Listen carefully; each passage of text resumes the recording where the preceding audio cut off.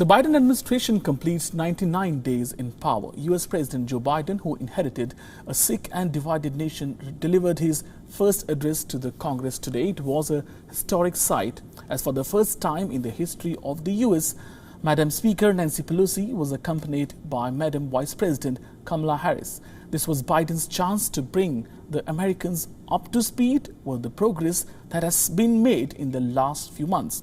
From vaccines to economy, from China to climate change, from migration crisis to rising hate against Asian Americans, Biden touched upon everything and said that America is ready to take off.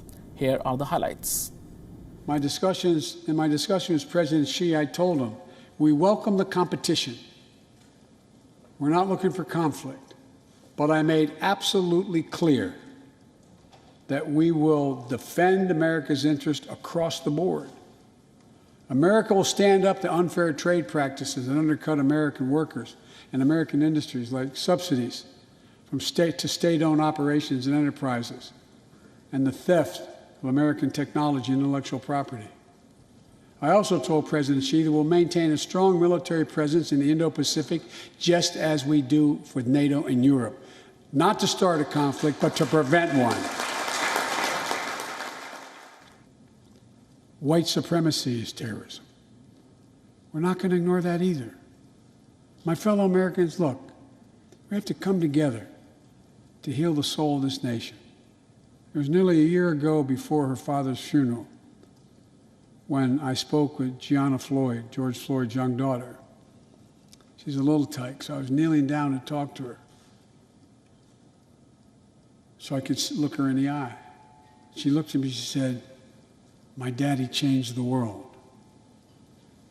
Well, after the conviction of George Floyd's murderer, we can see how right she was if we have the courage to act as a Congress. We've all seen the knee of injustice on the neck of Black Americans. Now's our opportunity to make some real progress. My fellow Americans, we have to come together to rebuild trust between law enforcement and the people they serve, to root out systemic racism in our criminal justice system, and to enact police reform in George Floyd's name that passed the House already. And WION correspondent Jagriti Dave is joining us live from Washington, D.C. Jagriti, first of all, what were the 5 takeaways from Biden's speech? He also used the opportunity to talk about Chinese and Russian threats. What do you have to say about that? Yes, I think, as you mentioned, this was a wide-ranging address, Biden's first to Congress since becoming president. And, Joe Biden talked a lot about China. He described China as an autocracy. He talked about competition with China. He talked about human rights. So clearly the issue of US-China cooperation on climate change, competition on technology, and so many other issues is at the forefront of Joe Biden's priorities, as is his relationship with Russia and this balancing act that he is having to take with Vladimir Putin. This idea of calling for a summit and yet putting sanctions on Russia. That is a balancing act, is something that Joe Biden is having to do to show domestically that he is tough on China, tough on Russia, but that the US is willing and able to do business with them, signaling a separation from his administration compared to the previous administration of Donald Trump. And what was the biggest takeaway as far as the economy is concerned? Well, clearly a lot of talks were there about the tax credit and how the economy is coming back to recovery. But as far as the economy is concerned, what all points he touched upon?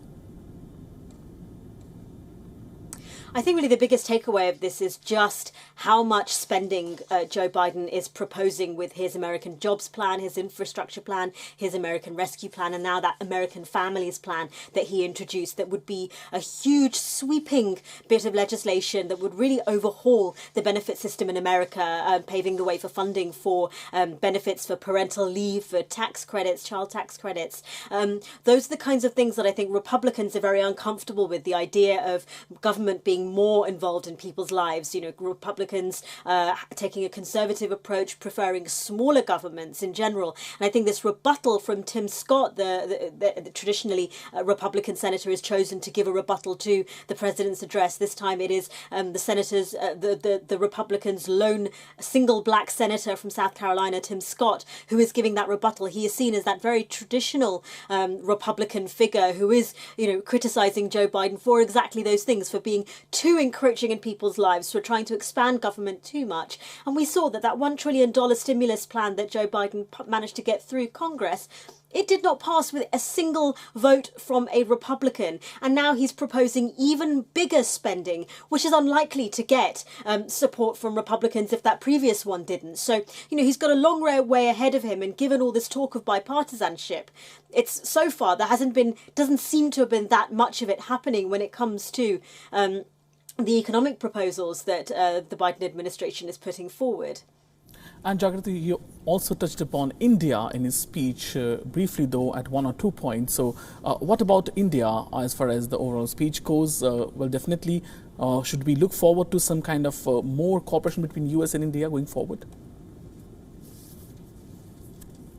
Yeah, I mean, look, India is clearly incredibly important to the United States, not least because India is seen as a regional ally that can really help the United States shift, help the United States with its aims to shift influence within the Indo-Pacific region away from China and more towards regional allies of the United States. But a lot of this has been hampered by what many critics of the Biden administration have seen as its slow response to helping India during its huge surge in coronavirus cases. And only just a few hours earlier, the White House issued more details on the kind of aid, the kind of support that India is providing to, the United States is providing to India. It's sending over oxygen, oxygen concentrators, diverting its own order of vaccine supplies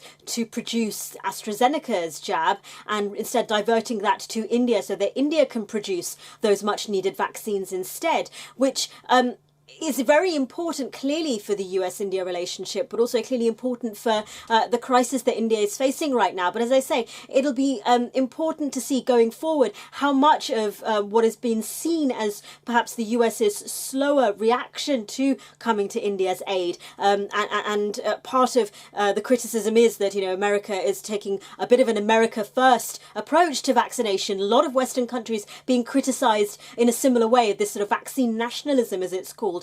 It'll be interesting to see how much of that hampers US-India relations going forward. But in this address, it's clear that Joe Biden wants to reassert that relationship, or at least stress that US-India ties are close, and he intends for them to get closer. Thank you, Jagrati, for joining us on this important story. WION now available in your country. Download the app and get all the news on the move.